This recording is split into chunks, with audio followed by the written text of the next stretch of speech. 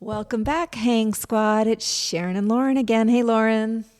Hi, Sharon. How are you? I'm great. I don't even need to ask how you are because you're always fabulous, right? I am fabulous today in my red heels and my off-the-shoulder Hooter sweatshirt.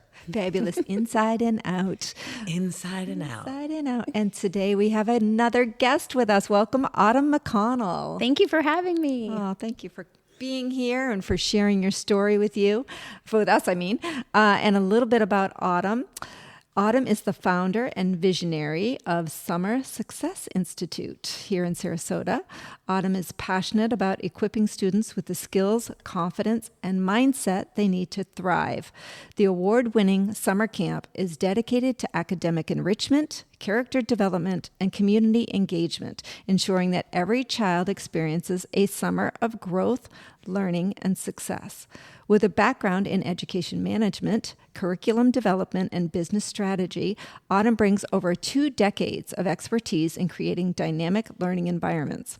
Her career has spanned teaching, coaching, and leadership, always with a focus on innovation and impact. She holds a Master of Arts in Teaching and Learning with a specialization in mathematics from Nova Southeastern University. Beyond Autumn's professional work, her journey as a former foster mom and now an adoptive mom of 2 incredible boys has shaped her heart for advocacy and mentorship. She believes in the power of education to transform lives and is dedicated to expanding Summer Success Institute to reach even more communities across the country. My first question for you is, why would a child want to sign up for a summer program of academics after being in school for 9 months? That's a great question, right? Sharon. It's such a great question. I do get that a lot from parents. Like, is it even fun? We wouldn't still be in business and serving hundreds of kids each summer if we didn't have fun. So I hire the best teachers and they are instructed to keep the learning fun. So they get to do the things that they wouldn't normally do in the classroom because they're so tied up on testing and, teaching to the test and all that. So those fun activities are brought into the classroom during the summer. And it is only 2 hours of reading and math. So we don't need to get carried away. It's not the whole day of reading and math. And how old are the kids that They're entering kindergarten through middle school. And also I'd like to think that we have bounce houses. We have the community brings in, the different presenters. We have jungle gardens and Moat Marine and all those fun things as well. So, but more importantly, I think it's about how the kids feel when they're there. They want to come back because they feel good about themselves. It's about building their confidence. And in doing that, we really preach kindness. And we take it a step further, and we even have these little kindness coins that the kids give out to each other at the end of the day, caught being kind, and they stand up and clap for each other, and they appreciate each other. So I think it really is about the environment as well. It's not just the academics. I think a lot of adults could use that too. Yeah, I think we might have to start a kindness coin thing, Sharon. That sounds like a great idea. I should have brought some to give to you. Right? I think it says a lot to me, the fact that they want to come back. That's huge because that shows, I didn't go to an academic camp in the summers. I went to an overnight camp that was very active with sailing, water sports on the Chesapeake Bay in Maryland, horseback riding, lots of sports. But the kids that, we went with the same kids every summer over and over. So the fact that the kids want to go again. And then I like how you mentioned that the kids give one another the kindness coins. They do. So they are given they're given coins and then can just hand it out to anyone they want? Yeah, so they'll, it started as this little plastic coin that I got from Oriental Trading, and it morphed into just a much bigger and more meaningful coin. So now we have our own logoed coins that say "You are so kind," and so they'll stand up at the end of the day and say, "I have someone to give this coin to," and it's it's even cooler to hear them speak because the instruction is give it to someone not that was necessarily kind to you, but that you saw someone being kind to someone else. Oh, I like that. So it's even more selfless to give it because it's not like, oh, someone played with me. You know, it was, no, so-and-so held the door open for the whole class. Or, you know, Rhonda picked up this little one on the playground that fell down, you know, and so it's not about them. It's about the other person. And then giving the 3 claps for it at the end. It's really cool. And it really does build that. That's really, really cool. And I bet what just builds them up so much is the fact that it's peer to peer. Right. Because our son went to an overnight camp, all boys. And when someone was acting like a jerk, not being nice, making fun of another kid, actually the counselors would let the kids, usually the older kids, pull one of those kids aside. And so you have a peer or maybe a kid that's like 2 years older than you saying, you know what, Jimmy, you're really acting like a jerk and it's not cool to make fun of someone. And it actually was so much more impactful having your peer, you know, absolutely tell you about your behavior than tell you about an adult. 100%. So that's really cool. And that's one of the things that we do too is right when the kids walk in, we have little student ambassadors that are greeting the kids like, hi, I see that you're new. What grade are you in? What do you enjoy playing with? Let me show you over here. This is where you put your things. So it's kids that are doing it. Yeah. And that wasn't something that I had them do. They started doing it on their own because that's the environment that we have. Well, you start each day with an attitude of gratitude. Yes, we right? do. I do. read all about that. So tell me about that. How did that come about? So attitude of gratitude, I do it myself. And I found that every single day, there's something to be grateful for, obviously. And so it kind of morphed into this, like one of our signature curriculums is our attitude of gratitude. So every day, as we start the day, we don't even go over the schedule yet. It's, okay, think of something you're grateful for. And now we've added, like, it's a little bit more specific. And so we've got, what are you grateful for in nature? And then another day, it all goes with our themes. What are you grateful for at home? What are you grateful for with your family? Anyway, what's really cool about it is the kids will shoulder up, you know, partner up, and they'll tell each other what they're grateful for. But then the other person's the one that's reporting on what they heard.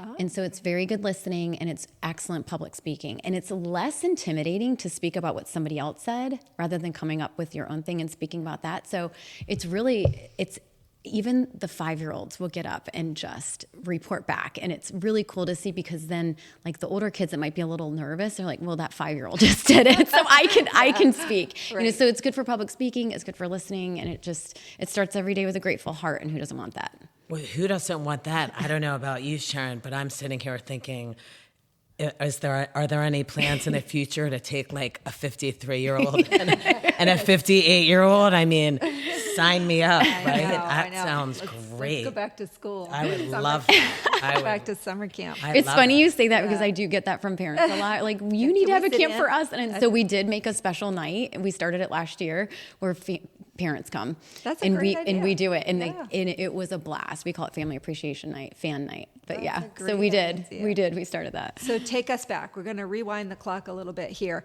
So take us back to, how did you come up with this idea for the Summer Success Institute? That's kind of a tongue twister. It's a lot. It's a tongue twister. You can say SSI. SSI. So tell me how this all started.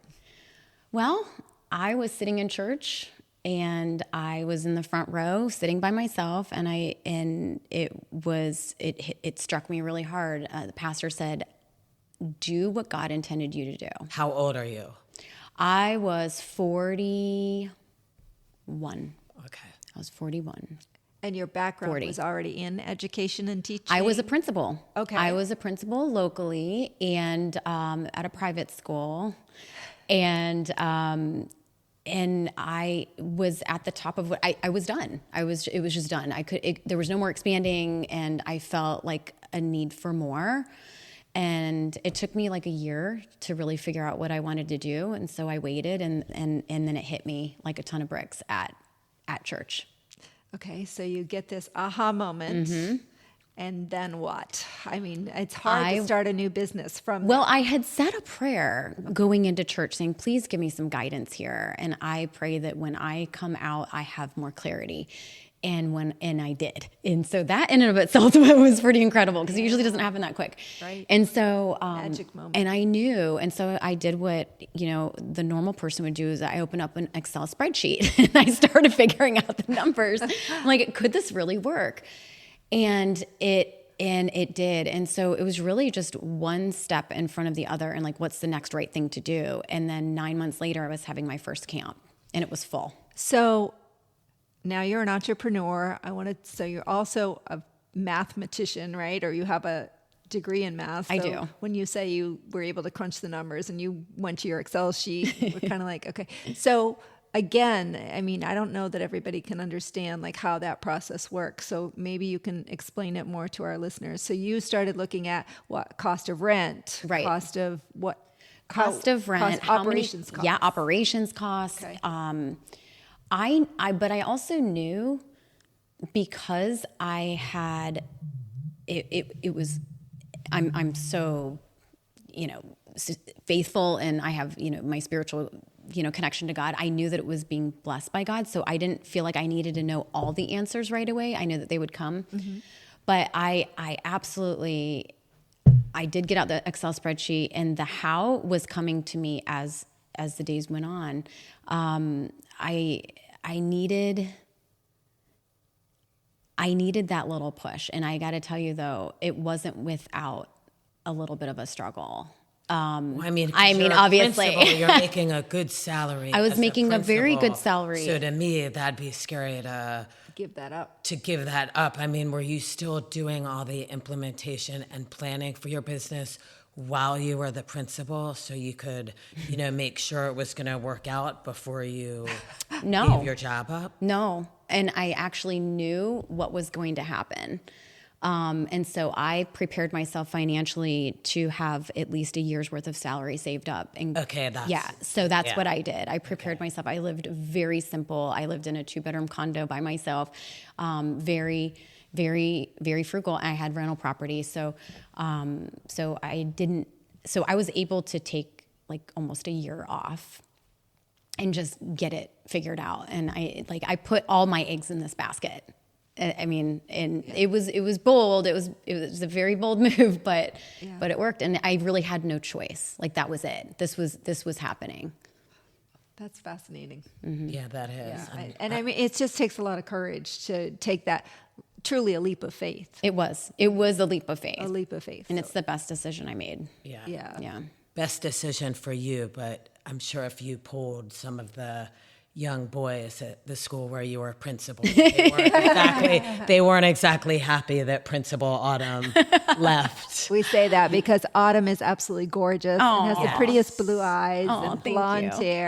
And she's why that band, sorry honey, I don't know if it's AC/DC or who the heck sings that Hot for Teacher video or that song. Yeah, so it was named after Autumn. It was named after Autumn. Oh, thank you. Yeah, hot teacher, hot principal. The boys were getting in trouble just to be called to the principal's office. There might be a little truth to that. Yes, please. A bunch of 5-year-olds in my office. Shoot, do I have to go see Principal McConnell again? Yeah. Bad boy. I finally had to have my assistant start to take over because I was like, I'm thinking this is a routine now. Especially with as good of a hugger as you are. It starts so early with those boys. They're so predictable. Definitely. So what were some of your biggest challenges when you started to open the SSI? What was your... So my first summer, I mean, I was on cloud 9. I couldn't believe it. And I remember saying to myself, just take it in because it's going to go fast. How many kids the first summer were enrolled? First summer, I had 119 kids. Wow, that's a lot. Yeah, it was a lot. I mean, I look back now, I'm like, that's nothing. And were you leasing or renting out a school? Yes, and I'm still at that same location. Okay. So, and how did they find you in that first year? How did people find, how did you get in your enrollments in year one? Social media was a big one. Okay. And I just really put myself out there, which was really unfortunately so uncomfortable for me because I didn't even have Facebook at that point. I didn't have social media at all. Yeah. I got on social media so that I could promote. Well, you also knew a lot of parents. I did. I knew a lot of parents. So there was in the school district. There was I had an opening, like a reveal party at a friend's, my friend Chelsea Dunbar. She owns Blue Home, right near Morton's there. Yep. And so we had a party, like an opening party, like, hey, this is what Autumn's up to, like a reveal. And she said she'd never had that many people in her store ever. And so it was really kind of a cool thing. And so we did a reveal there. She owns Blue Home? Mm-hmm. Yeah. What's her name? Chelsea Dunbar. Okay, I think I met her. Yeah, she's amazing. Yeah. Yeah.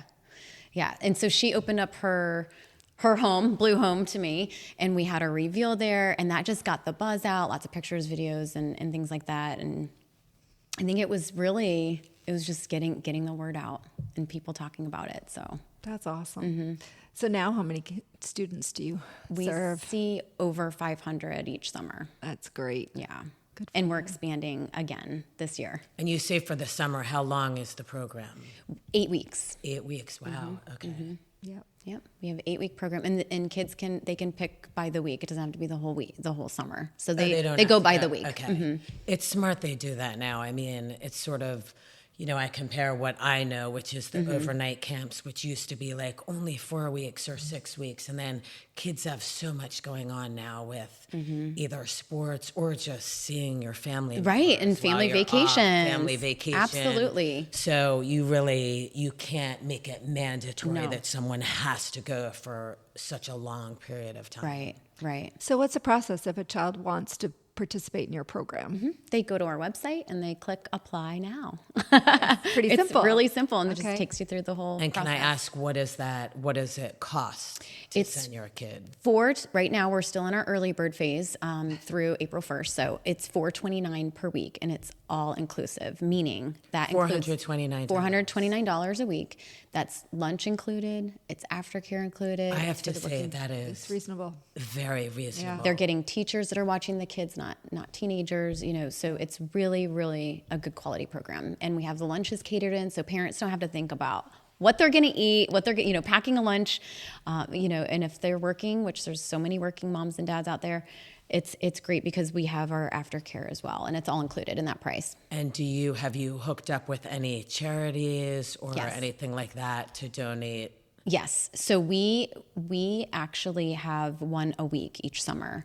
So that means we have 8 sponsors that we focus on, 8 community. Actually, I'm going to Nate's Animal Rescue tomorrow. Oh. They're going to be joining us, partnering up, and I'm going to tour their new facility. So it's beautiful. We have All Star Children's Foundation, Child Protection Center, and obviously I'm big on kids and foster kids and protecting kids, and then of course the animals too. So yeah. So you brought up foster kids. Yes. So tell us about that. Autumn was a foster mom. Yeah, that was another God-given blessing. I was the year after I started Summer Success Institute, single, not mom yet, and business owner, but still new, and getting my bearings on everything, being an entrepreneur and balancing all that.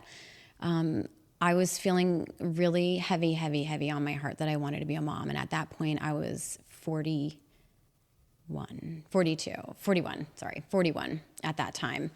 And I was 42 and I was ready. I was like, I want to be a mom. And so, I didn't know how it was going to happen. I just knew it needed to happen because I was ready and it was just really heavy on my heart. So one day I, again, said a prayer, and, about 3 hours after that prayer, releasing all, whatever you need from me, God, I'm listening. I get a phone call, and it was my previous neighbor saying, I have these kids that are going to be going into foster care if they're not taken in. And she said, the parents are not getting their act together. There's no way they're going back to them. So, and I can't keep them forever. So will you take them? And I thought, what?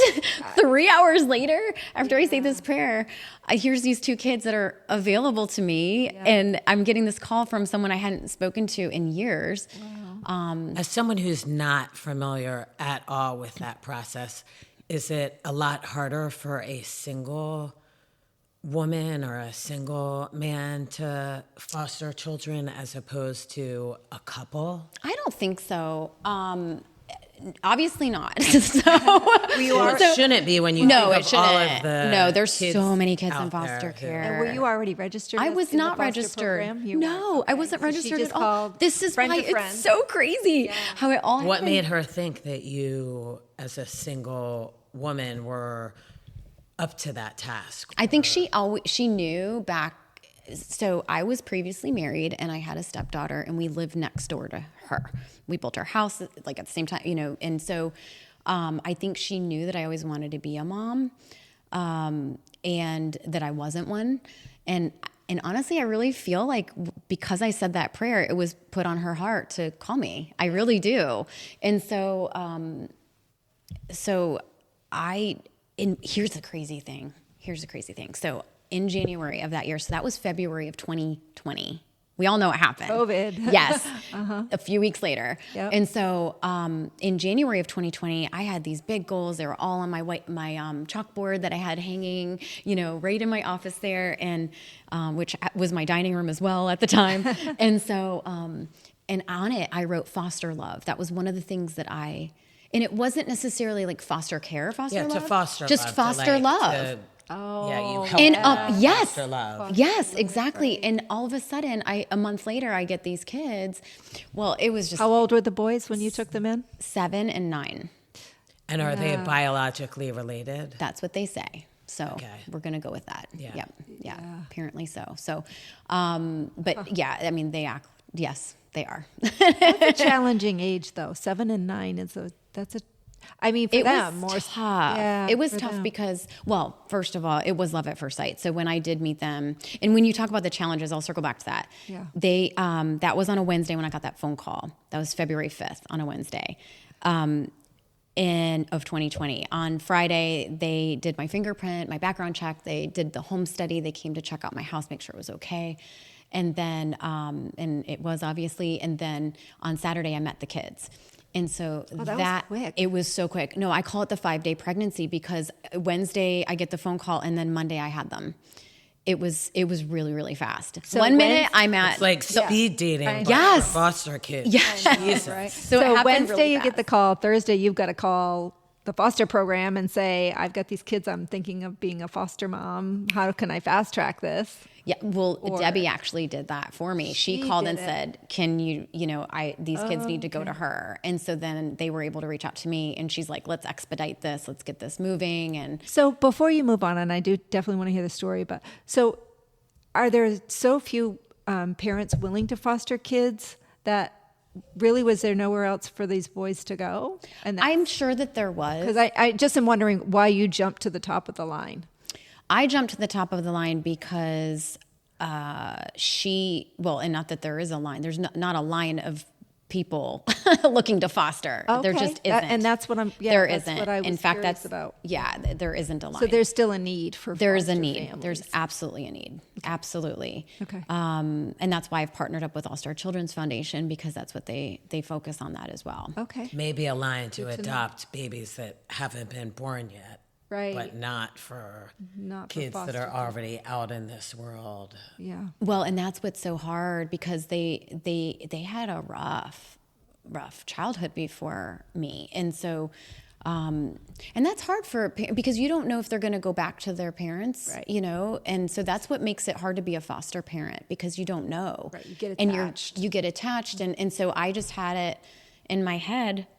Yes, they're going on visits. They're going on supervised visits with their biological parents, but I just need to be okay with whatever happens because this is a God-given blessing that I even get to take care of them in whatever capacity it ends up being. But it just so happened that I ended up adopting them. So you meet them on that Saturday. It's love at first sight for you. Yes. Was it love at first sight for them? Yes. And where did you meet them? Like, did she bring them to At your Debbie's. house? No, I went to her Oh, house. you went to Debbie's. I went to so you Debbie's. meet these Yep. boys, and then are you going home with them? Are they? They wanted me to take them in that Okay. moment, but I didn't have their room set up totally yet. And, otherwise, And so I said, I'll pick you up from school on Monday. And it built anticipation for them too. They really were excited. And so, within 10 minutes, they're like, when do we get to go home with you? Yeah, it was really, really great. So what was a little scary for them, they're like, what do you mean I'm going to some lady's house? Like, who is this person? And I was their fourth home. That's what I was going to ask. How many foster homes they've So been in? it was their original biological home, which they were homeless for quite a bit of their childhood. Okay. And then they went into like a group home. And then they went to Debbie's for 3 months, and then they were with me. And Debbie was their aunt. Their aunt. Biological aunt. Okay. And because she's family, because she's the one that said, can they go with Autumn? That's what got me, in quicker to get through the system. The boys are now with you. They're living in your house. And I'm sure they're afraid. They're not sure. I mean, talk about insecurity and instability. They don't know if you're going to keep them. That's right. Or if they're going to be bounced again. You are so right. I mean, yes. So, and it was tough because my oldest is extremely expressive. My youngest is not as much. But so Tristan is my older, Tanner's the younger, and Tristan, he would have breakdowns. And so I would just have, the only thing I know. That's what I was going to ask. It has to be like, oh my gosh, issues, abandonment issues. Abandonment. Yeah. And so he just didn't know. And I put him on my lap and I just said, listen, I am not going anywhere. I prayed for this. And I know that this is a God-given blessing. And I know that this is where you're supposed to be right now. And so it's either me or you're going back with your parents. That's it. Those are the only choices. You're not going anywhere. I'm not giving up on you. This is it. And so, and it was just reiterating that pretty often. And anytime he would get upset or anything would happen, mostly what upset him was when he had to go on the visits. Honestly, it was that's what was upsetting. And so I just hold him and pray with him because it was the only thing I knew how to do. So you know his biological parents? Oh, yes. Yeah. I've met them many times. They still have a relationship with them? No. No. Okay.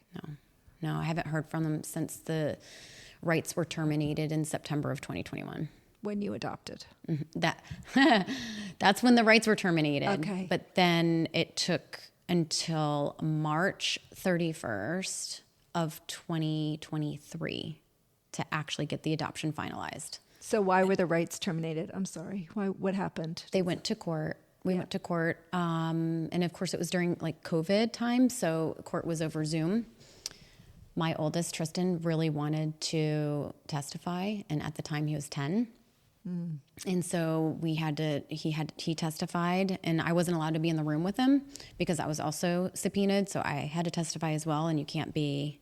Which makes sense because an adult figure being in a room could somehow be swaying. That's right. It could be scared of you or manipulated. That's so right. It makes sense that you wouldn't be able to be in the room. Right. And so I had him go into one of the classrooms because we were at camp in the summer. And so he went into one of the classrooms and shut the door, and he had to, he told me this, he had to show his camera all around the room to show that he was by himself.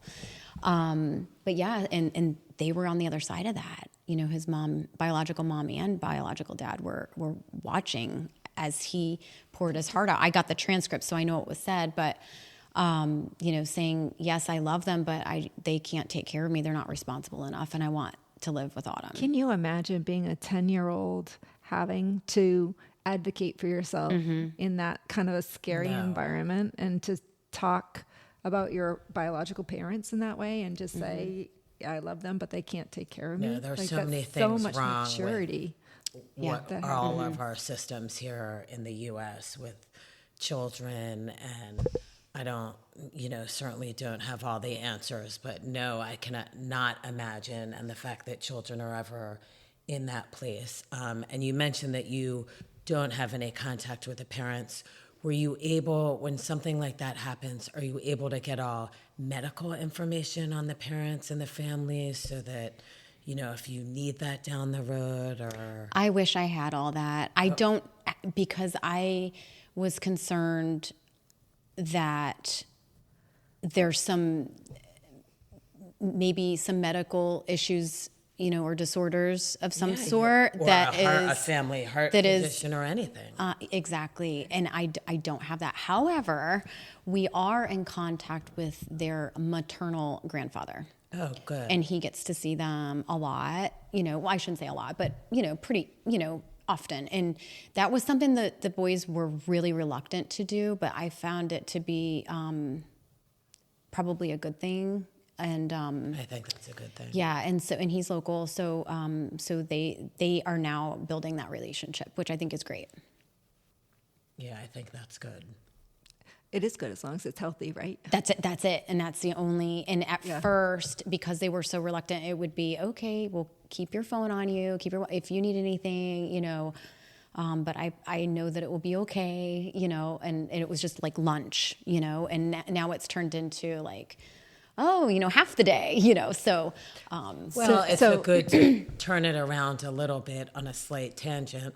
It's probably taught them a valuable lesson in terms of being apprehensive about something and realizing that you can work your way through it, or not to immediately negate something because you're apprehensive, whether it's, a job, meeting someone new, going to a new school. It's a valuable You're so right. You're so right. And Tristan is extremely apprehensive with a lot of things.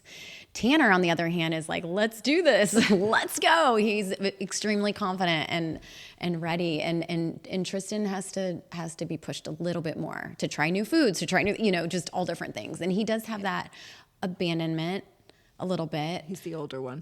Anytime I travel for work, it's like, are you okay? Are you, call me, FaceTime, like, it's really, really sweet. But over time, he's settled quite a bit, but it was definitely there, early on. Now, do they go to the summer camp? Oh, yes. They love it. They love it. They were reluctant the first year. My first time with them, like, it was February of 2020 when I got them. And then 3 weeks later, we're in COVID, right? And so that was crazy. So their first summer was summer of 2020. And luckily, we were able to have our camp open. How are their math skills? One is really good, and one of them is getting better. Well, let me be clear. I say all the time with my 3 kids that, math to me was supposed to just be numbers. And once they threw in all the letters and the squiggles, that's it. Yeah. Tristan's in algebra now. I'm like, I'm tapping out. Sorry. Algebra and geometry. No, thank you. Yeah. Yeah. No, thank you. That's funny. Well, God gave you the trifecta, and I know your story. So the first thing he gave you was your incredible business idea. Yes. So that was unbelievable. So now you are a successful business owner. Yes. Now you're a single mom with 2 beautiful young boys. And in walks number 3. Yes. Josh. See, it doesn't necessarily have to come in a certain order. It we can't. can't place everything in life in a box. Right? Yeah, no, absolutely. So in walks number 3. So she's already on her own. She's got her own life working out. She's doing great. And the one thing missing is the love of her life. Yeah. And here he comes. That's it. It was... And Josh walks into your life. Amazing. I feel so blessed. I almost feel guilty how blessed I feel. No. But that's got to be hard for Tristan and Tanner. I mean, they've had you alone, and then, that's a little Pretty scary. They have to now right? share you. It was an adjustment. So when I first met Josh, and we met through mutual clients because I had enough boy in my life. I did not necessarily need anybody else at that point. I wasn't thinking about dating, really. And so, and at that time, I actually had my nephew living with me for a little bit. So I had 3 boys in one room. You had a full house. You're like, God, please give me someone that will put the toilet seat down. I'm like, I would be praying for a maid. Can you send I had one of those. I definitely had one. Yeah. I want to walk in the bathroom and have it not smell like pee. Yeah. Yeah, in our house we had the boys' room and the girls' room. And that was it. It worked out nicely. No, so it was really cool because I did say a prayer. I said, if I were to settle for anybody, because it does change when you have kids. It's one thing to date when you're single, right? It's different. It's a completely different level of expectation and a different level of like what you're willing how you're willing to spend your time. Well, how long were you dating him before he met Tristan and Tanner? Let's see. I'd say it was pretty quick. I would say, because it was love at first sight. It was within, I would say like a month.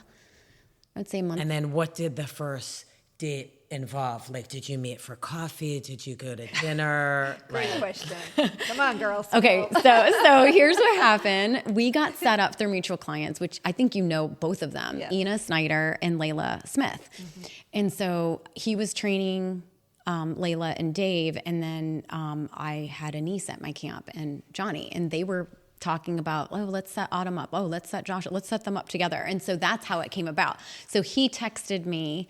What made them think that you were a good fit for one another? I think we're the same age. We're both like happy, both joyful people. Oh, I like that. Oh, they look like they're meant to be together too. You have to see my husband. Oh like we're he's as beautiful as she is. Aw, that way. He's out. I mean, I don't know him as well, but I get the sense that he's as beautiful inside and out as you are. Okay, I'll see a picture after. I'll let you guys know. We'll see, and then we'll meet him. See if he's as good on the inside as he is on the outside. Oh man, he's stunning on the outside, but what people don't know is how incredibly, like, his heart is so big, and that's everything. He is a kind. Oh my gosh. Man is everything. He is that. He's the epitome of like a man. He on the exterior, he's got all these muscles, but on the inside, he will do anything for you. Like, he is just super sweet. Okay, so what did your first date involve?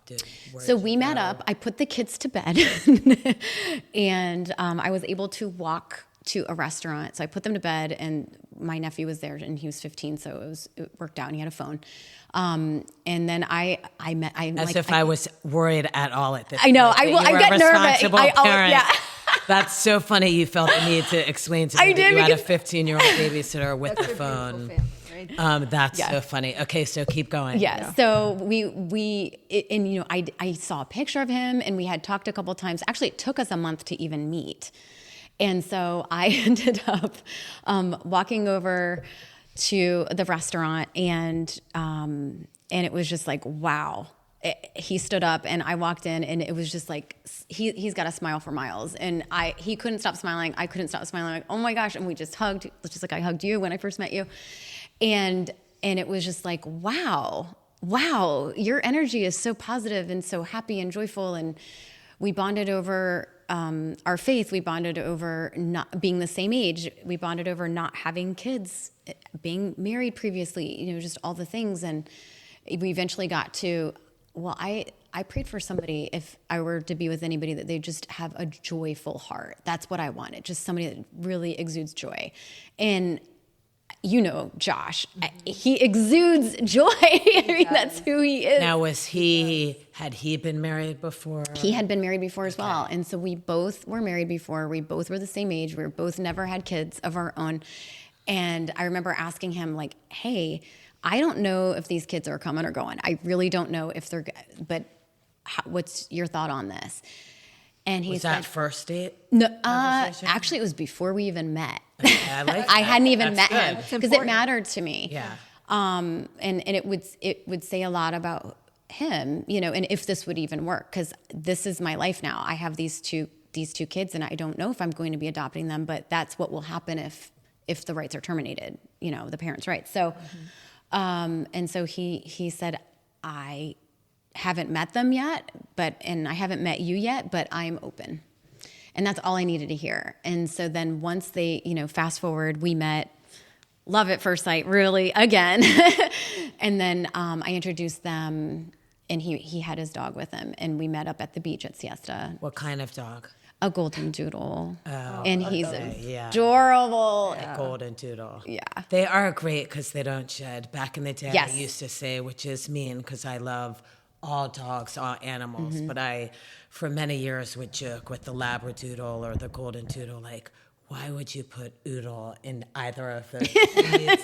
They're just so perfect. Yeah. as is. But, you know, it'd be a boring world if we were all the same. That's and, right. You know, they don't shed, which is, you know, allows a lot of people to have dogs that wouldn't be able to. Correct. And, you know, poodles can be a little bit like uppity or snobby, but I can be a little uppity and snobby too. But, you know, people still love me. Thanks, Sharon.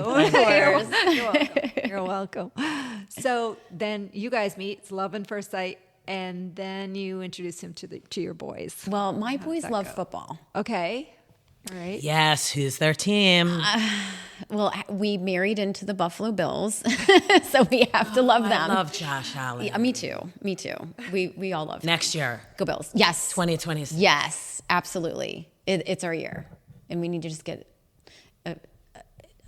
a power player on defense. But anyway, we'll get into that another time. But so we met up with Josh. We brought the football. He brought the football, I think. He brought the football. Man. Well, and he played collegiate ball. So, I mean, where did he play? Mercyhurst University. Okay. Mm-hmm. Division II. What position? He was running back. Okay. Yep. And so super fast. And so, you know, he can throw the football with him. I was trying, for a single mom for a year, I was trying to throw the football and it was pathetic. Yeah. They were so cute though. They'd be like, that's good. And they would run up like, okay, your turn to throw. And they'd have to run up closer to me to throw the ball. So I was really happy that Josh came along and he was able to actually throw the ball. Spared my Okay, thanks. Thank you for that. It makes me feel much better. You're very pretty. You know, you've done well in life, your business, but she sucks, you guys, at throwing up. It's bad. She cannot throw a spiral. We found the Achilles heel. We found the Achilles heel. She might have all that, but she sucks at throwing up. It's true. She's not completely perfect. You are not the full package. In case you thought you are not the full package. Definitely not. We needed Josh to fill that void. Yes. Exactly. Yin and yang. The football throwing void. So how long till engagement? Okay. Well, so we got married that year. That's great. October. Yep. October 9th of 2021, we got married. The kids were there. They were thrilled. And to go back to what you said, you know, they had me to themselves for a year, and then Josh comes in. There was a little flex going on with my older boy, but he got over it pretty quick, you know. But it was this is our mom, you know. This is our Autumn. This is who we're, you know. And so, but now they know we're married. They're adopted. This is it. You're a family. We're a family now. You're a family. I love that. Yep. That's great. That's amazing. And right? this, I don't know if this is, I was thinking this in my head as I do sometimes and thinking, I don't know if this is appropriate, would come out wrong, but you know, there are many things that are difficult in life, but for some reason to me, I mean, you talked about how perfect you think Josh is, but to me, a man that will take, you know, over someone else's kids, you know, at a point like that just speaks volumes to me. I hope that's appropriate. And 100%. Of course I think it says something about just the man's character and who he is, because children should all be loved. But I just think, you know, for the way the world works and men, that any man that can swoop in and take over. I'm getting emotional thinking about it. Someone else's. I'm literally tearing up. I don't even need to meet him. Exactly. That says enough. It does. He is that guy. He is. But I am going to ask him to throw a football when I see him. Oh man. See how he does. I know. He's a sweetheart for sure. He's that guy. I mean, he really is the answer to everything that I've ever wanted.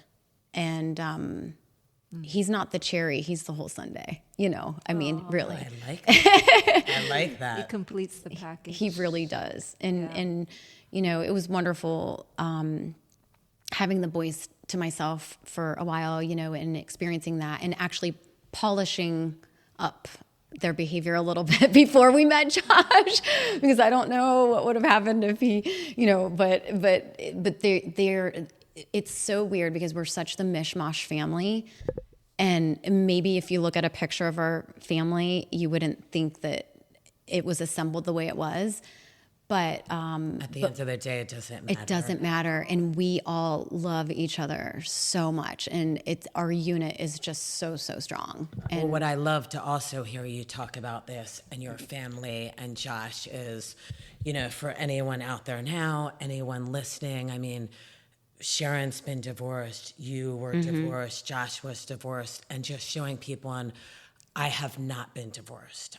My father was a divorce lawyer for many years, retired, so we certainly grew up hearing a lot of stories, but I have a lot of girlfriends who have gone through divorce, friends that are guys, and it's obviously traumatic and painful and horrific and just all of these things that I can't understand, but showing that there is light at the end of the tunnel and you can find happiness and you don't have to settle for being miserable and unhappy. It's just such, like you said, you having attitude, gratitude, thinking of what could be and what your life can be like. And so in my opinion, I'm not religious like you are, but I believe hugely in manifesting. I do too. And there you have it. Yeah, absolutely. I do visualization, intentions, and manifesting every day.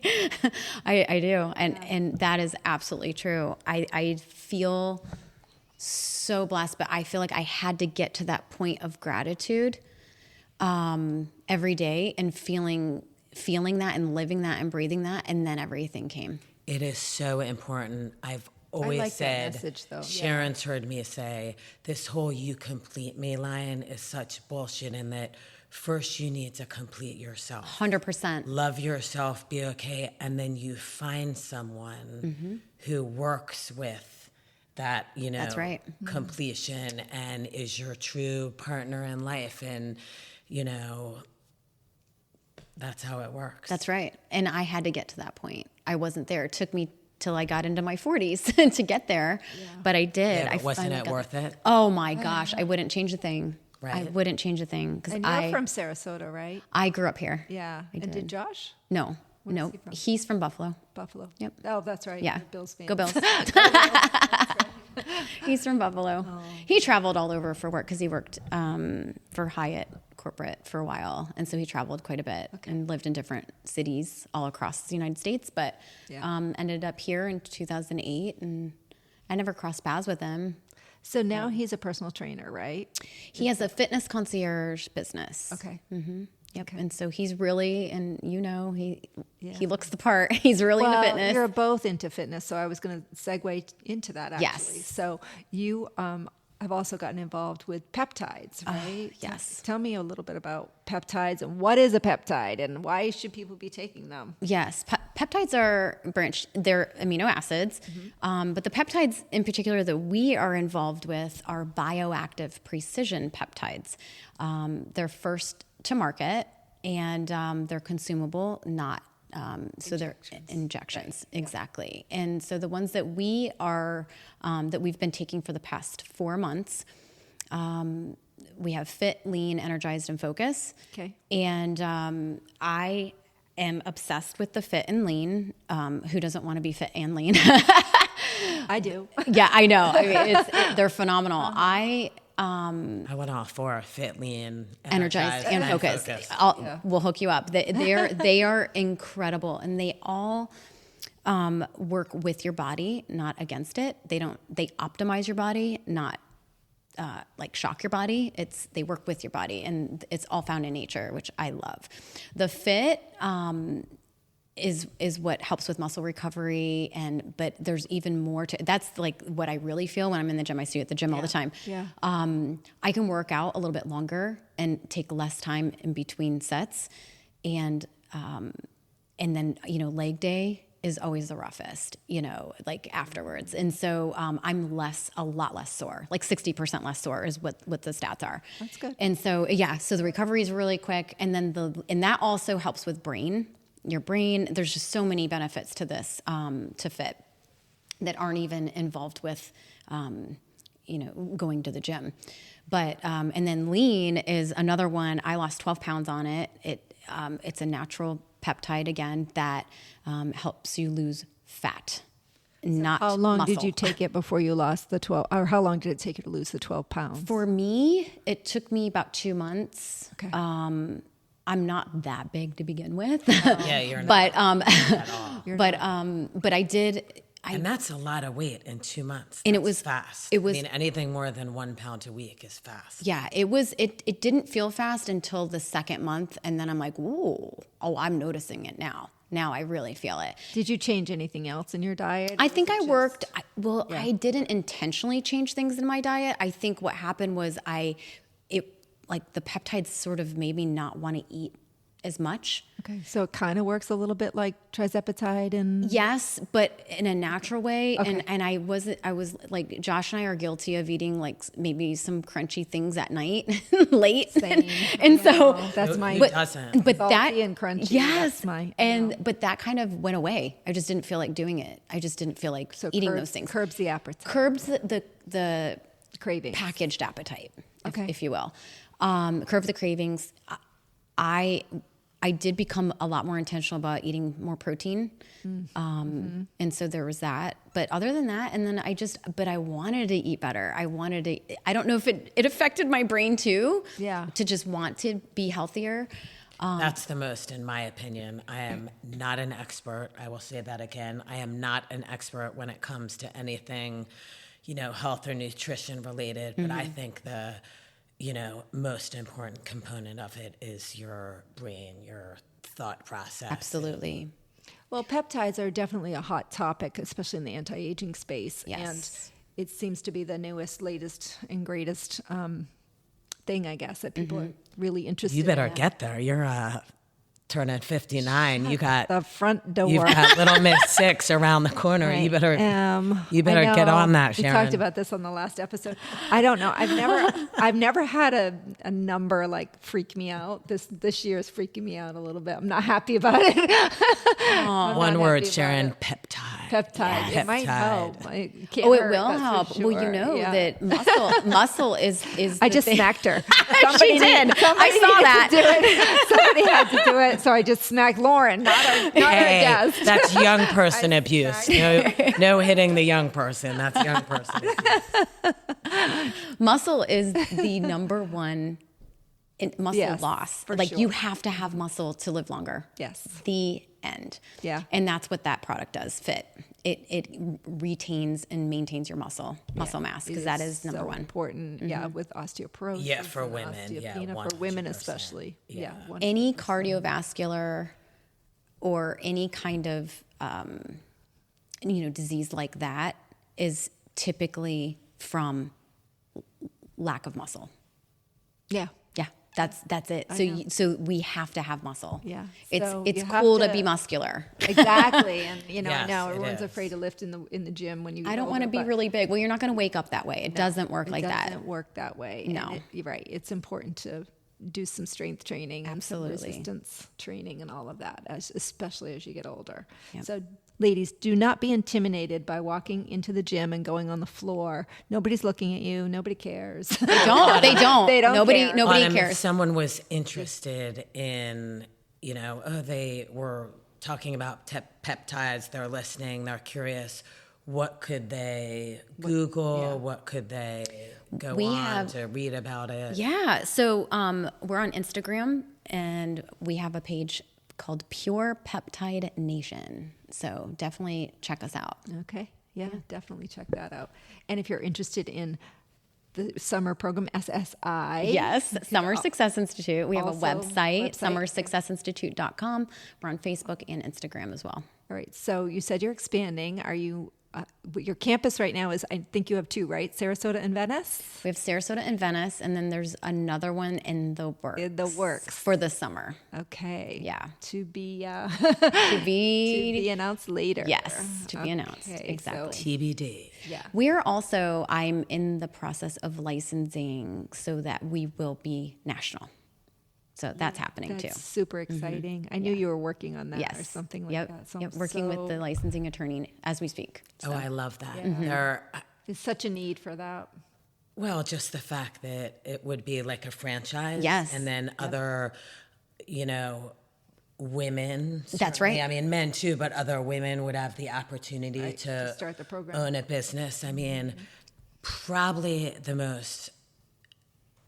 most expensive, largest, most beautiful home I have been in my entire life is here in the general Sarasota area on Longboat Key, and it is owned by a woman who's divorced, but it's not money from her husband. She bought it with her own money because she's done a lot. This woman is just brilliant and smart, but she created a bunch of daycares and then licensed them out, franchised them out. And I remember going in the house that to me looked like a hotel and thinking, this is fucking awesome. Yeah. Like this is all her. I was so happy that it was a woman-owned business. I think I heard somewhere that women are starting businesses at twice the rate of men. Does that sound right? Wow. I don't know, but that sounds amazing. I know. Women-owned businesses are really on the rise. I love that. Yeah, I love that. I don't know if that's accurate. Don't quote me on that, but I'm pretty sure that's what I just heard. Wow. Recently, yeah. Yeah. I'm not surprised. It takes grit. It takes hard work. It takes grit, and I think the opportunity haven't been there for women because it's difficult to get the financing first of all, right? And so, I don't know. I'm glad to see it too. I'm glad to see that we're willing to take risks, but I think there's also that other piece of we're usually the caregivers, and we're usually the homemakers, right? That we're raising our children, and sometimes it's hard to do both, right? And so it's great to see that you've done it and you are doing it, and you're an inspiration to me and to, I'm sure, lots of and other to me women. as well. Yeah, Aww, thank you. really are. So thank you for being here today. Thank oh, you wait, for having before me. we end, see, I always forget to do this, but it's so important that we ask you what your advice would be for your younger self. Oh, my younger Sharon, when people get older, I know. they tend to forget things. So please bear with our I know. I listeners, apologize. okay? I just have I have to get that peptide that helps with memory. Oh, we've got it for you. That's what I need and focus apparently. Okay. I got Sorry you. to interrupt. Early I should have brought samples. Right. Okay, you guys are being really mean right now. I love you, Sharon. I love you too. We love you. All right. Okay, advice to self. my younger self. I've actually thought about this before. There's actually several things I would tell my younger self. One of them is that you are beautiful. Yeah. Because I don't think I believed that for a long time.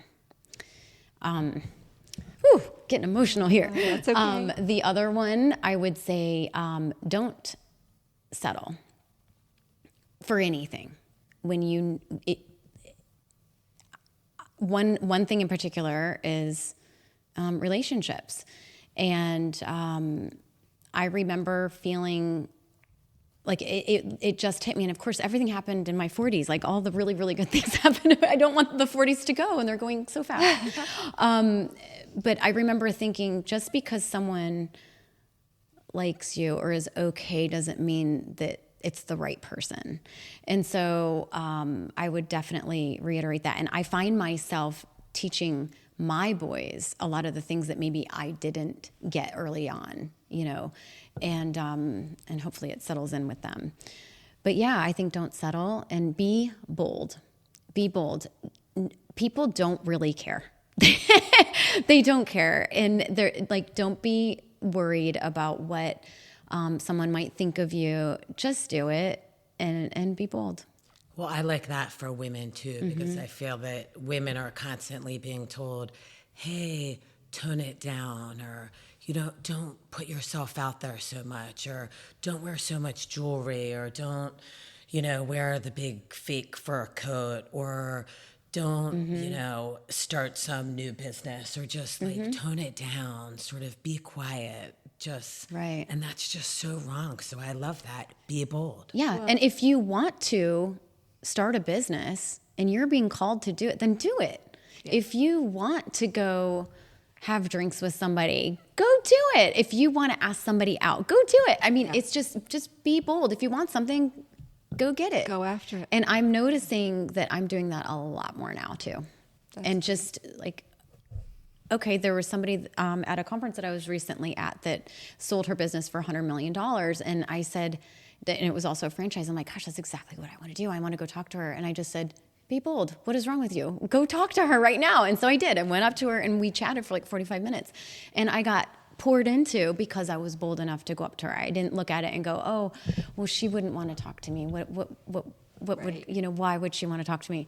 No, she wanted to. And she wanted to pour into me. And so, So I said to Sharon, we had this conversation on a last podcast that we need to all wear like a thick, heavy rubber band around our, wrist. And we have any of those like negative comments. Yes. Just freaking snap it. Mindset. Just the mindset. Yes, mindset is everything. Well, everything. but you've said it several times too. Women can be mean to other women. They can. Yeah. And so sometimes, there's a lot of competition, and it makes sense to me that you would kind of think in the back of your mind, do I go talk to her or not talk to her? Because sometimes they're not always nice. Right. I'm just saying. Yeah. No, they're not. But I think I have to approach it more like, or anyone should approach it like, that's what I want to do. I'm going to do it. At the end of the day, if they're not nice to me or rude or laugh at me, Sharon, like they did at the party that we were at on Saturday, then